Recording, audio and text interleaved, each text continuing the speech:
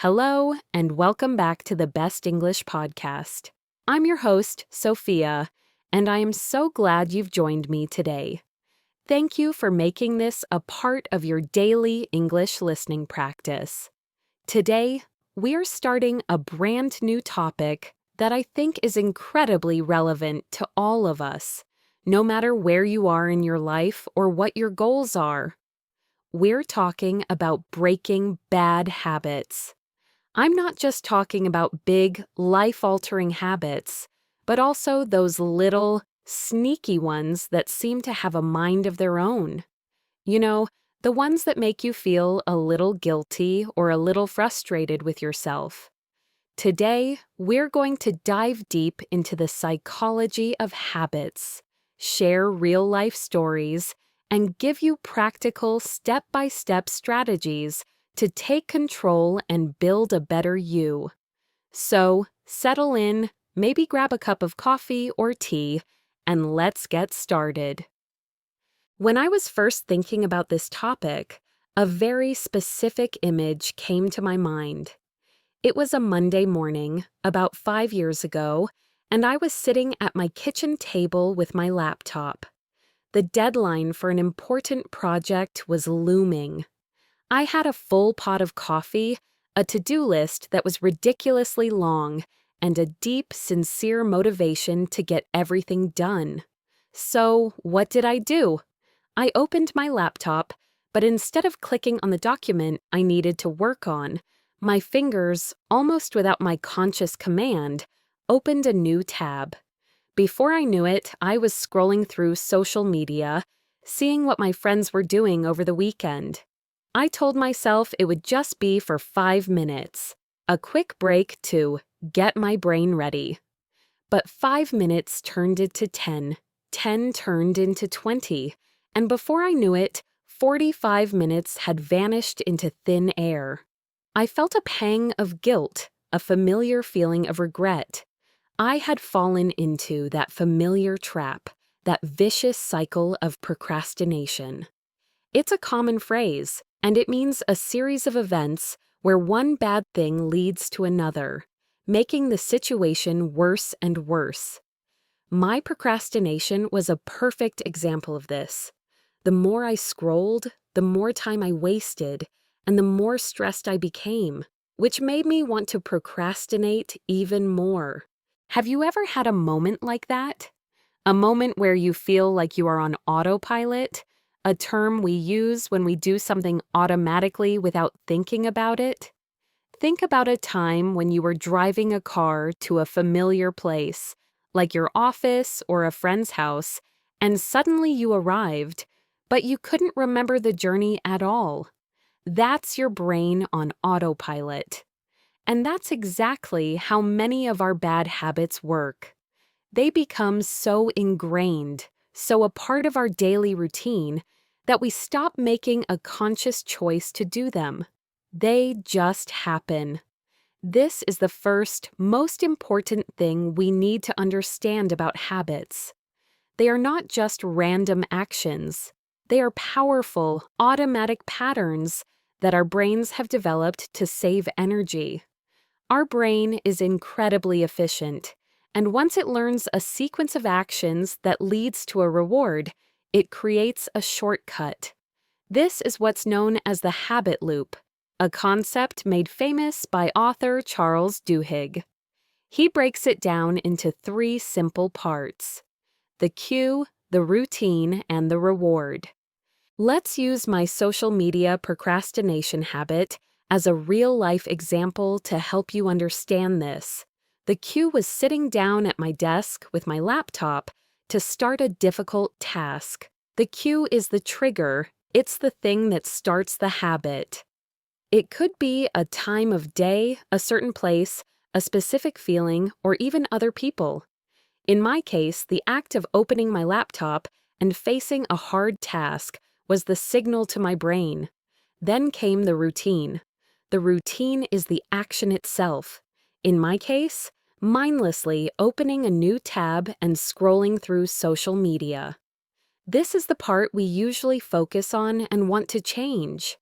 But the most important part, The one that makes the habit stick is the reward. The reward is the positive feeling or result that our brain gets from the routine. What was my reward? For me, it wasn't the information I found on social media. It was the momentary escape from the stress of the difficult task. It was a brief distraction, a little hit of dopamine, a small feeling of relief. My brain learned, oh, when you feel stressed about work, if you scroll on social media, you will feel a little better. And so, the loop was complete. My brain now had a clear instruction. Stress about work leads to scrolling, which leads to a feeling of relief. My brain likes the feeling of relief, so it tells me to do it again and again. So, for our first practice prompt today, I want you to become a detective of your own life. You don't need to write anything down, just think along with me. Let's try this together. I want you to identify one small habit you have. Maybe it's checking your phone the second you wake up, or maybe it's grabbing a sugary snack every afternoon. Now that you have that habit in mind, let's try to break it down using the habit loop. First, what is the cue? What is the trigger that makes you do this? If your habit is checking your phone, the cue might be the sound of your alarm clock. If it's biting your nails, the cue might be a feeling of stress. Try to pinpoint the exact moment or feeling that starts the process. Next, what is the routine? This is the easy part. It's the bad habit itself. Finally, and this is the most crucial part, what is the reward? What do you get from this habit? With the phone, the reward might be a feeling of being caught up, or a small bit of excitement from new messages. With nail biting, the reward might be a temporary distraction from your anxiety. The reward is often not what we think it is. It's not about the action. It's about the feeling the action gives us. Understanding this loop is the first and most critical step. You cannot begin to change a habit until you understand what is driving it. The habit loop is like the engine of the habit. You can't fix a car until you understand how the engine works, right? And what's interesting is that you can't really get rid of a habit. Instead, you have to replace the routine while keeping the same cue and reward. We'll talk more about that in our next session. But for now, just focus on this first part of the process. Awareness.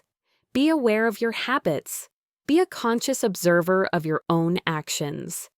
Don't judge yourself, just observe. Notice what you do and try to identify the cue and the reward. This is a powerful shift. When you move from feeling like a victim of your habits to a curious observer, you take back a little bit of control. It's like turning on a light in a dark room. You can't fix what you can't see. A few years ago, I had a dear friend named Maria, and she had a habit that was affecting her morning routine and her health. Every single morning on her way to work, she would walk past a small local bakery. The scent of freshly baked bread and sweet pastries would drift out into the street, and it was absolutely irresistible. Her specific habit was stopping at this bakery and buying a huge, sugary donut. She loved the taste, and it gave her a little feeling of comfort and pleasure right at the start of a busy workday. The problem was, she was trying to eat healthier, and that daily donut was completely derailing her efforts. She would eat it, feel great for about 5 minutes, and then feel guilty for the rest of the day. Let's break down Maria's habit using our loop. The cue was walking past the bakery and smelling the delicious pastries. The routine was stopping, buying, and eating the donut. The reward was that sweet taste and the feeling of comfort and momentary pleasure. Maria tried everything to stop. She would tell herself, "Today, I will not stop at the bakery. I will use my willpower." Have you heard that word before? Willpower is the control you have over yourself, the mental strength to resist something you want to do. The problem is, willpower is like a muscle. It gets tired. After a long day of making difficult decisions at work, Maria's willpower would be completely exhausted. She would pass the bakery for a day or two, but then, on the third day, maybe feeling a little more tired or stressed, she would give in. The cycle would start all over again, and her frustration would grow even bigger. She felt like a failure because she just couldn't seem to resist. This is a very common mistake. We try to fight the habit, but we don't change the underlying structure. The cue, walking past the bakery, is still there, and the desire for the reward, a feeling of comfort, is still there. We just try to use a weak muscle, willpower, to fight a very strong, well-established automatic pattern. It's like trying to block a huge river with your hands instead of building a new path for it to flow. So, what did Maria do? I helped her realize she couldn't just resist. She had to substitute a new routine. A substitute is an alternative, something you use instead of something else. I told her, "Let's not try to fight the cue or the reward. Let's change the routine in the middle." So, Maria and I came up with a new plan. The cue was still walking past the bakery, but we decided that her new routine would be different. Instead of stopping at the bakery, she would keep walking for 2 more blocks to a small, charming coffee shop. At this coffee shop, she would buy a delicious hot latte and a small container of fresh fruit. This new routine was designed to satisfy the same kind of reward she was looking for. She still got a little treat for herself in the morning. She still got a feeling of comfort and pleasure. The key difference was that the new routine was much healthier and aligned with her long-term goals. She wasn't just resisting the old habit, she was rerouting it. Think of it like a GPS giving you a new path to your destination. The destination, the reward, is still the same, but the way you get there, the routine, has changed. The first few days were still a little difficult. When she passed the bakery, she felt that familiar pull. But she knew her new plan, she had her new path, and she stuck to it. With each successful day of her new routine, something incredible happened. The new routine started to feel more automatic, and the old one became weaker and weaker. The pull of the bakery's scent became less intense. She had successfully replaced her old routine with a new one. This is the secret to breaking bad habits. You don't try to stop the habit from happening. You intentionally create a new, better habit to replace it. This is why it's so important to have a clear plan. You can't just say, "I'm not going to scroll on my phone anymore." You have to say, "When I feel the urge to scroll on my phone, the cue, I will immediately do this new thing instead, the new routine." This new thing could be reading a chapter of a book, calling a friend, or even just standing up and stretching for 2 minutes. The new routine should lead to a similar reward, maybe a feeling of engagement, connection, or a brief physical relief. So, let's take a moment for today's practice prompt. I want you to go back to the habit you identified in the last session. You've already figured out the cue and the reward. Now let's focus on the routine. What is the action you want to change? Take a moment to think about it. Now, the most important question. What is one new routine you could substitute? It doesn't have to be perfect or huge. Just one small, different action you could take when the cue appears. For example, if your habit is biting your nails, the routine, what could you do instead when you feel nervous or stressed? The cue. Could you squeeze a stress ball? Could you have a glass of water? Or maybe you could just take 3 deep breaths? These small substitutions can make a huge difference. You're not fighting a battle, you're building a new path. Let me tell you about another habit I struggled with for a long time. It's a very common one in our modern world, checking my email. I had this unconscious habit of constantly checking my inbox throughout the day, even when I was in the middle of a different task. The cue was often a moment of boredom or a pause in my work. The routine was grabbing my phone or opening a new tab on my computer to look at my email. I used to think the reward was a feeling of productivity, like I was staying on top of my work. But the truth was, more often than not, checking my email just gave me a feeling of being overwhelmed. I would see a long list of new tasks and feel more stressed than when I started. It wasn't making me productive at all. So why did I keep doing it? This is where I had to become a real detective and dig deeper. I realized the real reward wasn't productivity at all. I figured out that the real reward was a momentary feeling of instant gratification. Instant gratification is that feeling of getting something good right now without having to wait.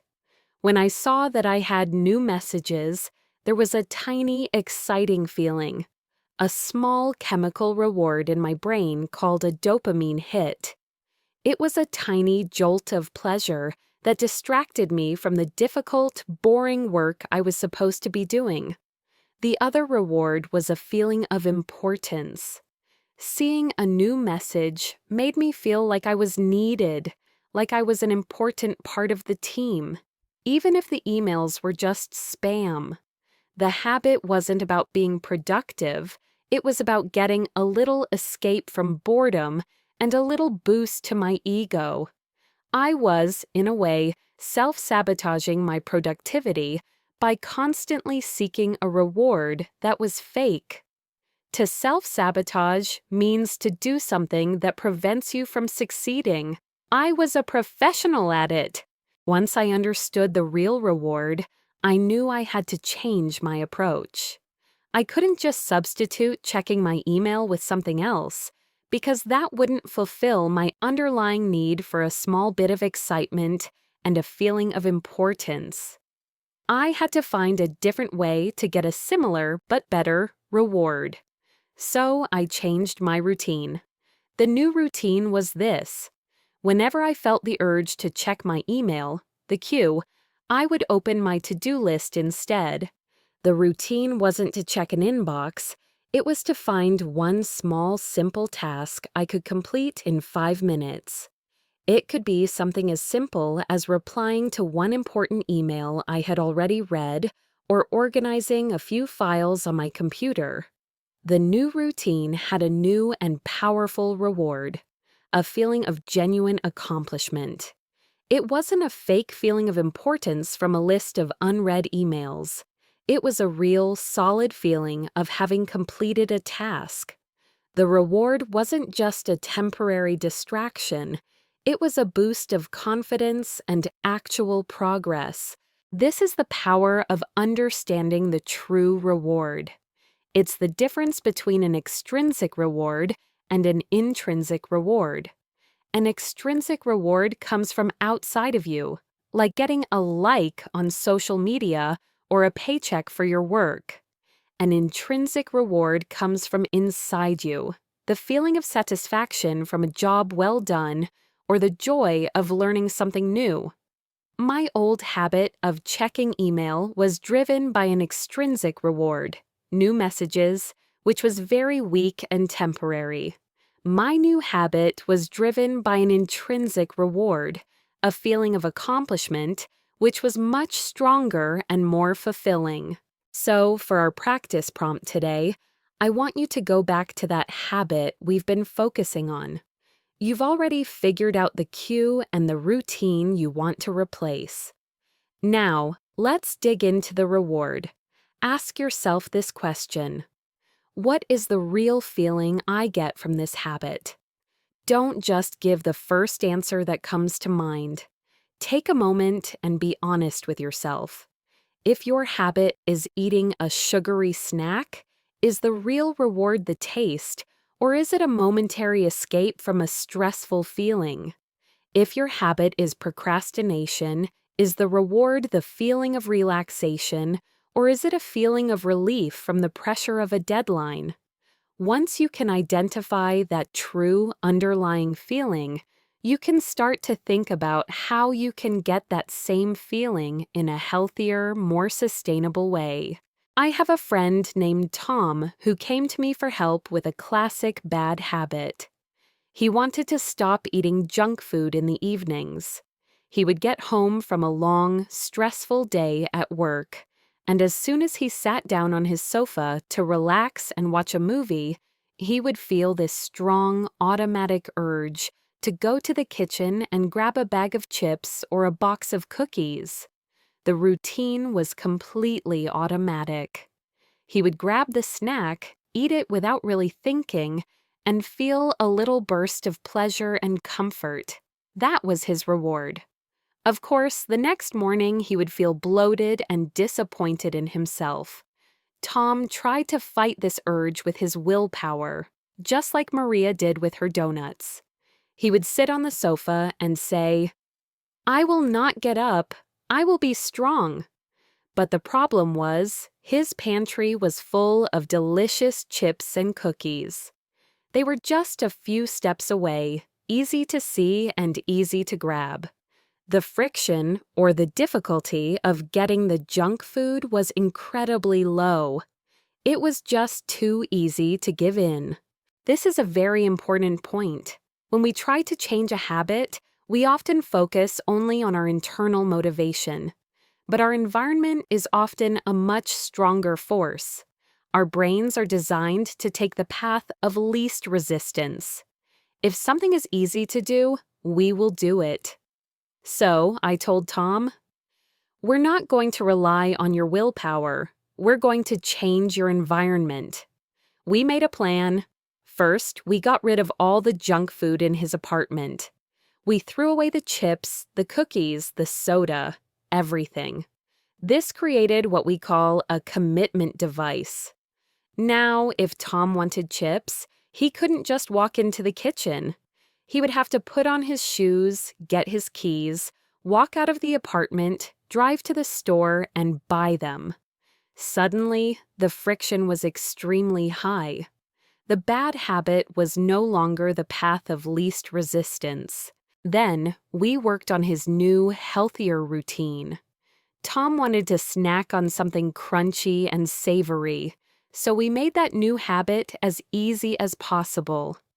We bought carrots and celery and pre-cut them into sticks. We put them in clear containers in the front of his fridge, right at eye level. We also bought a big bag of unsalted nuts and put them in a beautiful bowl on his coffee table, right where he used to put his hand out to grab a remote. We were being proactive, which means taking action to control a situation instead of just reacting to it. By making the good habit easy and the bad habit difficult, we were essentially helping Tom make the right choice without him even having to think about it. His environment was now working for him, not against him. When he sat on the sofa and felt that cue to snack, his hand was now reaching for a bowl of nuts, not a bag of chips. The cue was still there, sitting on the sofa to relax. But the environment now pushed him toward a different routine and a much healthier reward. You see, this is the power of becoming the architect of your own environment. You are not a passive victim of the world around you. You have the power to shape it. Think about the opposite situation. If you wanted to start a new habit of practicing a musical instrument, but you kept it in a closet, locked away, you would never play it. The friction is too high. But if you left it out in the middle of the living room, easily accessible, you would be much more likely to pick it up and play for a few minutes. We can use this principle for all of our habits. So, let's turn this into a practice prompt for you today. Let's think about the habit we've been working on together. What are the environmental cues that trigger your bad habit? For example, if your habit is checking your phone constantly, is it because your phone is always sitting on the table right in front of you? If your habit is eating too much sugar, is it because there's a jar of candy sitting on your desk at work? Now, here's the crucial step. How can you add friction to that bad habit? How can you make it more difficult? Can you put your phone in a different room? Can you move the candy jar somewhere you can't see it? At the same time, think about your new, healthier routine. How can you remove friction and make that new habit as easy as possible? If your new habit is reading a book, put the book on your pillow so it's the first thing you see when you get into bed. I had a friend named Liam who had a wonderful goal. He wanted to start running in the mornings to get healthier and clear his mind before work. Every night, he would go to bed with the sincere intention of waking up early and going for a run. He was full of hope and motivation, but every morning when his alarm went off, he was tired. The bed was warm and comfortable. His mind would start to make excuses. "I'll do it tomorrow," or "I'm too tired today. It will be a bad run." His vague goal of "I will go for a run" was just not strong enough to overcome the feeling of wanting to stay in bed. His motivation would disappear like a cloud in the wind, and he would hit the snooze button. This is a common problem with vague goals. A vague goal is one that isn't specific or clear, and it's very easy to ignore. "I want to be healthier," or "I want to be more productive," are examples of vague goals. So, I helped Liam move from a vague goal to a concrete implementation intention. The idea is to create a simple if-then statement for your new habit. It's a clear instruction you give yourself that links a specific cue to a specific action. The intention is, if situation X happens, then I will perform action Y. It's like giving your brain a simple instruction manual instead of a suggestion. We broke down Liam's goal into a specific plan. The goal was no longer, "I will go for a run." The new plan was, if my alarm goes off at 6 a.m., the cue, then I will immediately put on my running clothes that I left out the night before, the new routine. This simple phrase became his new routine. It removed the need to make a decision in the morning. He wasn't thinking, "Should I go for a run?" He was simply following a command. The alarm goes off and his hand automatically reaches for his running clothes. But we didn't stop there. Life is full of unexpected challenges. What if it was raining? What if he felt a little bit sick? We needed a contingency plan, which is a plan for what to do if things don't go as expected. A contingency plan helps you stay on track even when life gets in the way. So we added a second part to his intention. If it is raining when my alarm goes off, then I will do a 20-minute body weight workout in my living room. This contingency plan meant that there was no room for excuses. He wasn't just planning for success, he was planning for failure. He was being strategic and anticipating the problems before they even happened. The effect of this was incredible. The first few days were still a little difficult, but the simple, clear command, "If the alarm rings, then I will put on my running clothes," was so much easier to follow than a vague hope. He had already laid out his running clothes the night before, so the routine was easy. It wasn't a choice, it was a plan. He was able to get up, get dressed, and get out the door almost on autopilot. The hardest part of the habit, making the decision to start, was already done. The simple act of putting on his running clothes was the first small victory that led to the bigger victory of going for a run. He was no longer relying on his unreliable motivation. He was relying on a solid, well-thought-out plan. So, let's take a moment to create a strong plan for you today. Think about the new, healthy routine you want to substitute for your old bad habit. Let's create an implementation intention for it. It should be an if-then statement. For example, if your bad habit was scrolling on your phone when you're bored, and your new routine is to read a book, your intention could be, if I feel bored while I'm sitting on the sofa in the evening, the cue, then I will pick up my book and read a chapter, the new routine. Now, let's add a contingency plan. Think about what might go wrong. What is the most common reason you might fail? Maybe you're too tired to read. So, your contingency plan could be, if I feel too tired to read, then I will listen to an audiobook for 10 minutes instead. This makes it almost impossible to fail. This is a very personal topic for me, and I want to share a real-life story about a habit I've been trying to change for a while. Drinking less coffee in the afternoon. I love coffee, but I know that if I drink it after 2 p.m., my sleep is not as good. So, my goal was to not have coffee in the afternoons. I had a great plan, just like we've been talking about. I had my if-then statement. If I feel a craving for coffee in the afternoon, then I will drink a cup of herbal tea instead. The plan was working perfectly for 2 weeks straight. I was feeling great, sleeping better, and feeling really proud of my progress. And then came a very long, very difficult Tuesday. I was stressed, tired, and had an important deadline looming. Without even thinking, I stood up from my desk, walked to the kitchen, and made a huge, strong cup of coffee. I drank it, went back to work, and didn't even remember I had done it until I was getting ready for bed that night. The next morning, I woke up feeling tired, and I immediately remembered my mistake. A huge wave of disappointment and guilt washed over me.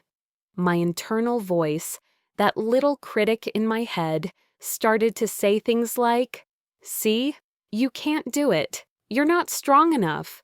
You've failed completely. So why even bother trying anymore?" This kind of thinking is called all or nothing thinking. It's when you believe that if you aren't perfect, you have completely failed. It leaves no room for mistakes or learning. I was looking at that 1 cup of coffee as a complete relapse, which means a return to a bad habit after a period of success. My brain was trying to convince me that because I made one mistake, all my hard work from the last 2 weeks was gone. I was about to give up entirely. But then I caught myself. I took a deep breath and reminded myself of something important. That one mistake, that 1 cup of coffee, didn't erase the 14 days of success that came before it. A single slip-up is not a failure. It's a single event. The only real failure would have been to give up completely. I practiced self-compassion, which means being kind and understanding to yourself, especially when you make a mistake. Instead of getting angry at myself, I spoke to myself the way I would speak to a friend. I said, "Okay, Sophia, that happened. You were tired and stressed, and you fell back on an old pattern. It's okay. You're human. Now, What's the next right thing to do? The next right thing to do was to get back on track immediately. There's a great English idiom for this: to get back on the horse. It means to try again after you have failed. The most important thing I did was I didn't wait until the next Monday to start over. I didn't say, "I'll try again next week," or I made the choice right then and there to get back on track that very same day. I stuck to my plan for the rest of the day. I didn't have any afternoon coffee. I drank my herbal tea. By the end of the day, that feeling of guilt was gone, and it was replaced by a feeling of pride that I had handled a setback well. I learned that getting back on track immediately is one of the most powerful things you can do. So, let's have a very important practice prompt for today. We have to plan for failure, not just for success. This will make it much less scary. I want you to think about your new routine and your plan. Now, think about what might cause you to slip up. What is a likely reason you might go back to your old habit? For example, if your habit is to avoid scrolling on your phone, a likely reason might be a stressful day at work. Now, here's the key question. What is your rebound plan? What is the single specific action you will take the very next day, or even the very next hour after you slip up? Will you make a note of it and move on? Will you do one small positive thing to get back on track? For me, my rebound plan became, if I have an afternoon coffee, then the very next afternoon I will stick to my tea plan. Having this plan ready makes it so much easier to get back on track without that feeling of shame. A few years ago, my friend David had a very good habit he wanted to start. He wanted to read more. He would buy a new book every month with the best intentions, but it would just sit on his nightstand or bookshelf, collecting dust. He felt a little guilty about it, but there was no one to hold him to his goal.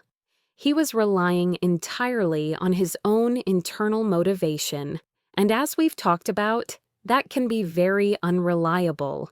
The habit loop was non-existent. The cue, seeing the book on the shelf, led to no routine and therefore no reward. He had no accountability. Accountability is a fantastic word that means being responsible for something and being ready to explain your actions to someone else. It's the feeling that someone is watching, not in a scary way, but in a supportive way, to see if you are doing what you said you would do. I told David that he didn't have to do it alone. I offered to be his accountability partner. We made a simple plan. Every Monday, we would have a quick 5-minute phone call. The only purpose of the call was for him to tell me how much of the book he had read over the weekend. That was it. The plan wasn't for me to judge him or to get mad if he hadn't read anything. It was just for me to listen.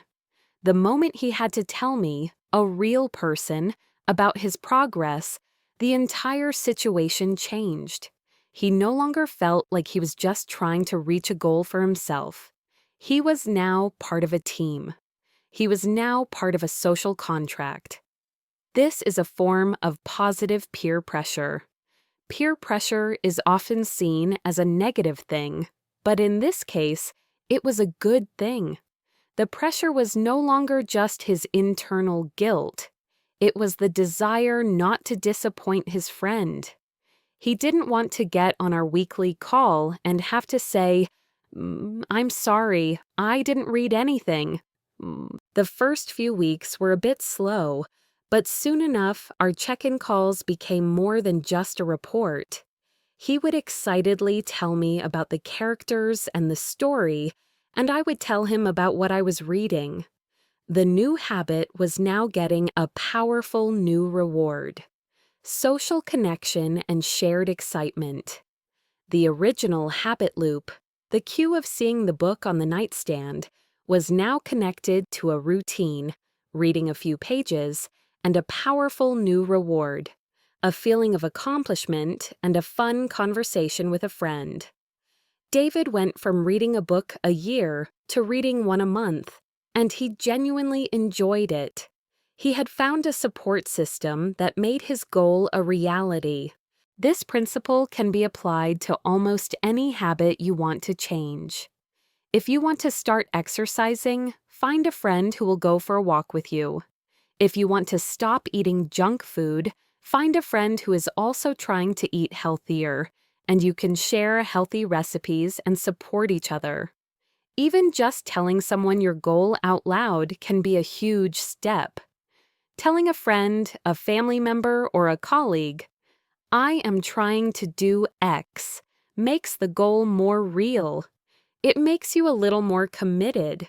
It creates a sense of obligation, not in a bad way, but a good one, an obligation to your own success.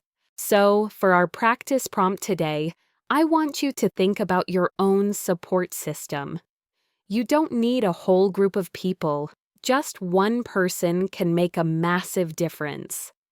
Think about the habit you've been working on, the one you want to change. Now, I want you to think of one person in your life. It could be a friend, a family member, or even a colleague who you could ask to be your accountability partner. What is one small way you could check in with them? Maybe you send them a quick text message every night saying, "I did it."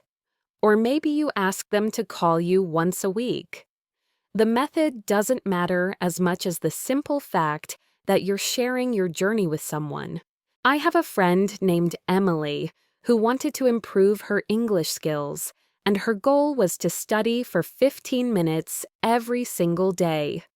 She had all the right intentions. She had her plan, she had her books and her resources, and she was really motivated. But after a few days, her motivation would just disappear. The reward for studying English, which is becoming fluent and confident, was so far in the future. It felt distant and difficult to achieve. The habit loop was not strong. The cue, sitting down at her desk after dinner, led to the routine, studying English for 15 minutes. But the reward was not immediate enough. She wasn't getting that little dopamine hit, that little jolt of pleasure we talked about earlier. So she would skip a day and then another and another until she had completely stopped. She was not getting a feeling of instant gratification, which is a powerful thing for our brains. I told Emily that her problem wasn't a lack of discipline. It was a lack of a clear, immediate reward. She was relying on an intrinsic reward, the feeling of accomplishment that was simply not strong enough in the beginning. We needed to add an extrinsic reward, a reward that comes from outside of ourselves to give her new habit a little boost. We needed to use positive reinforcement, which is a psychology term that means adding something positive after a behavior to encourage it to happen again. So we came up with a new plan. Her plan was, after I study English for 15 minutes, the new routine, I will immediately get to watch one episode of my favorite TV show on Netflix, The New Reward. This tiny change was a game changer. The cue was still sitting down at her desk after dinner. The routine was still studying for 15 minutes. But the reward was no longer a distant feeling of future success. The reward was a fun, immediate, and satisfying activity that she already loved doing. She was essentially using an activity she already enjoyed as a prize for doing the new habit. Suddenly, studying English wasn't a chore. It was the gateway to her favorite show. The habit loop was now powerful and complete. Her brain was learning, if I study English, I get to do something I love. The more she did it, the more automatic the habit became. The 15 minutes of studying became a small win that she could celebrate every single day. This is the incredible power of celebrating small wins.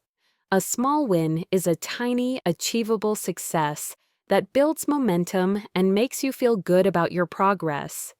You don't have to wait until you have lost 10 kilograms or have become a fluent English speaker to feel successful.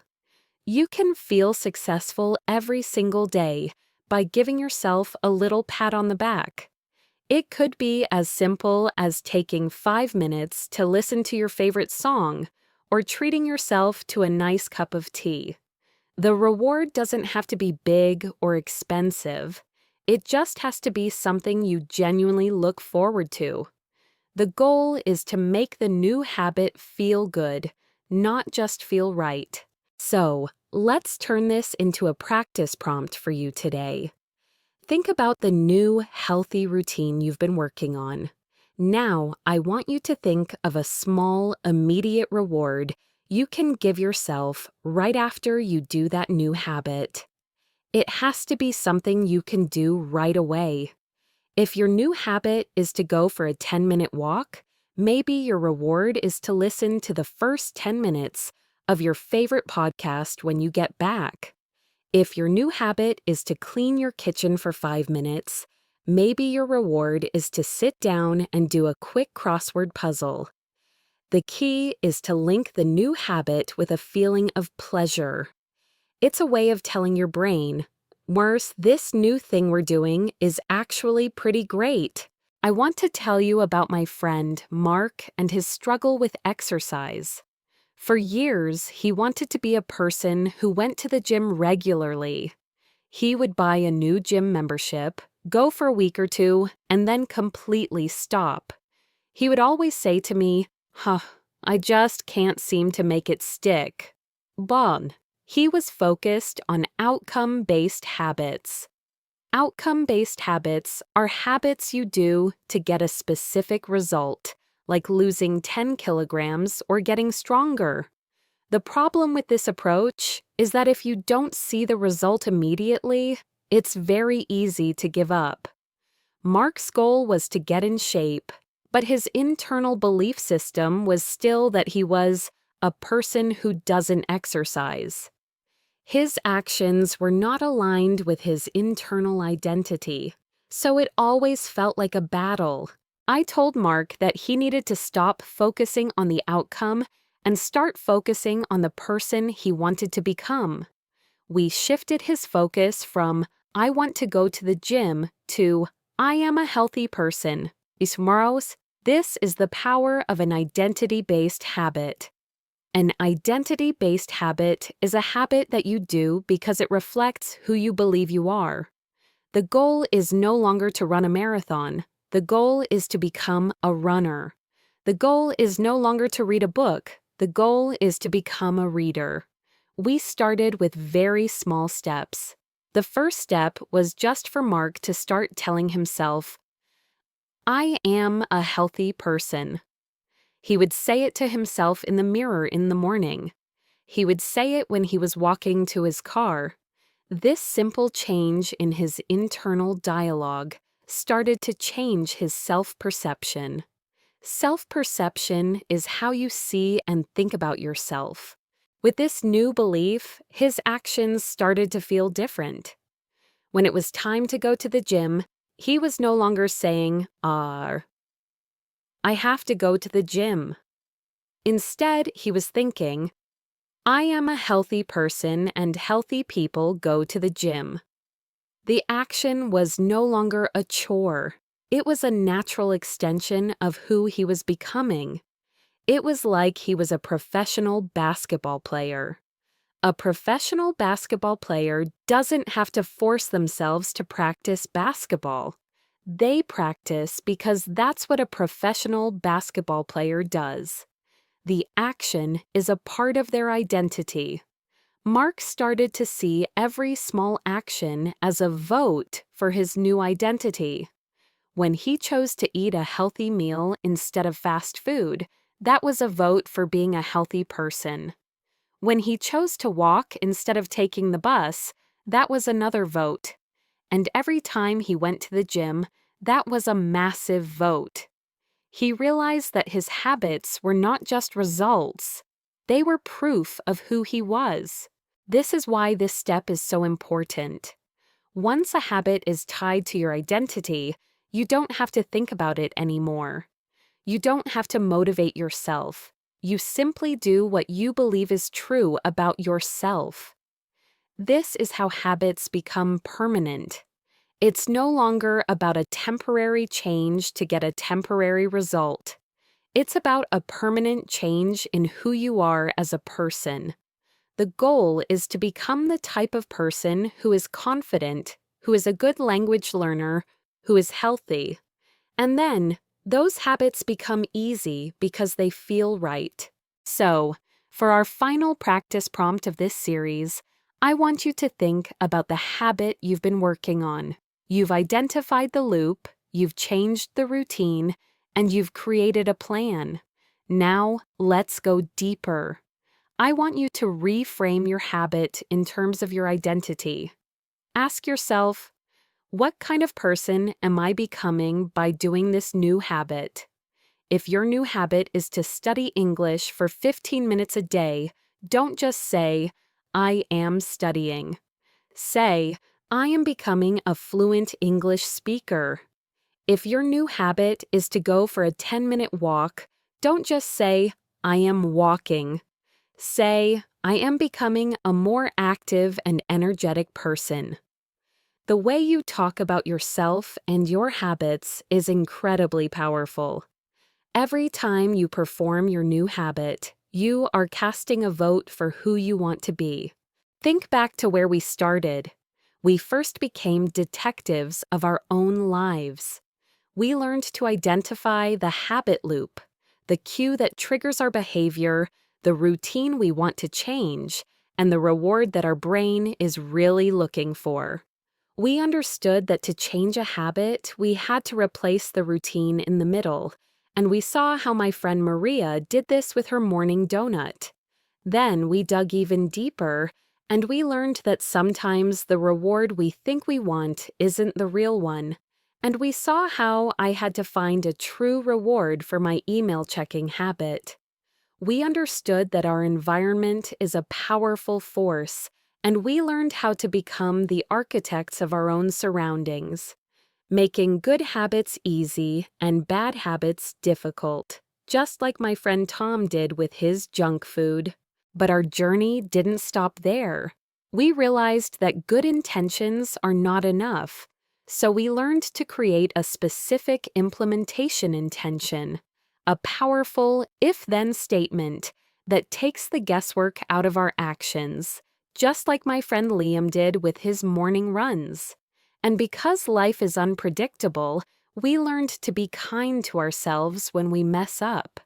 We practiced self-compassion and learned that a single slip-up is not a failure, but simply a chance to get back on the horse right away. We discovered that we don't have to do this alone. We saw the power of a support system and accountability through my friend David's reading habit. And we learned how to use positive reinforcement to celebrate our small wins and make our new habits feel good right away, just like Emily did with her English studies.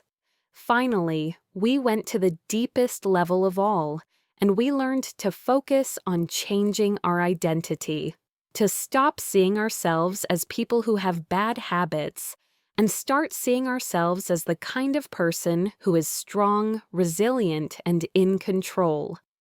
I want you to think about all of these strategies not as 10 separate tools in a box, but as the parts of a complete machine. This is a system for change. Think of your life as a garden. Your bad habits are like weeds. You can pull a weed out, but if you don't do anything else, it will probably grow back. The soil, the environment, is still perfect for weeds to grow. But if you want a beautiful garden, you have to do more than just pull weeds.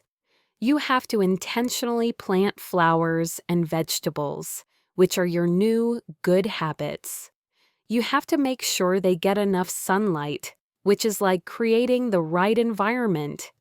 You have to water them consistently with your rewards and positive reinforcement. And you have to protect them from pests, which is like having a support system and a plan for setbacks. All of these things work together to create something beautiful and sustainable. Your job now is not to remember every single detail, but to remember the overall system. It's a journey of continuous improvement, not a sprint to a finish line. There is no day when you are done. But with the tools we've talked about, you now have a solid framework for how to approach any habit you want to change, both now and in the future. You are no longer at the mercy of your autopilot brain. You have become an intentional person, a conscious person, a person who understands how to build a better life, one small step at a time. So, for our final practice prompt, I want you to simply take a moment to reflect. Close your eyes and just think about all the progress you have made, not just in your English skills, but in your understanding of yourself. Think about the system you've been building. How do you feel about it?